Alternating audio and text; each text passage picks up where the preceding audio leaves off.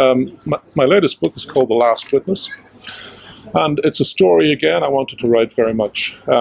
It's a story about revenge, about trying to uncover the truth, about a massacre in Bosnia during the Yugoslav war. And again, it's based on truth.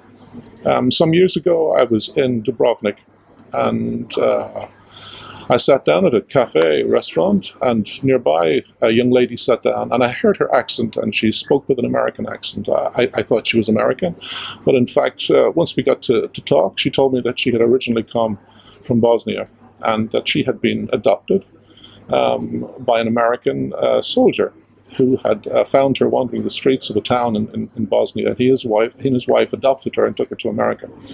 And she was back in the former Yugoslavia to give a blood sample in the hope that her DNA would match some of the massacre victims. Her entire family had been massacred, and she had been the only survivor.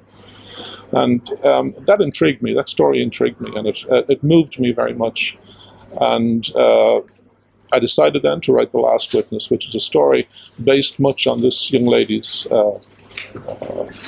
experiences. But I felt that it was time that people started to know the truth of what happened in the Yugoslavia, the terrible depravity and the terrible experiences and the murder and the inhumanity and the genocide that went on. And I felt that people needed to know about that and to understand how it happened and why it happened, and why genocide should never be allowed to happen again. I think it's really important when you write a book that you are not only interested in the characters and the plot, but also in the theme, in the subject that you write about. It's important that you have a message to give to the reader, because that adds more texture, it adds more layers to the book.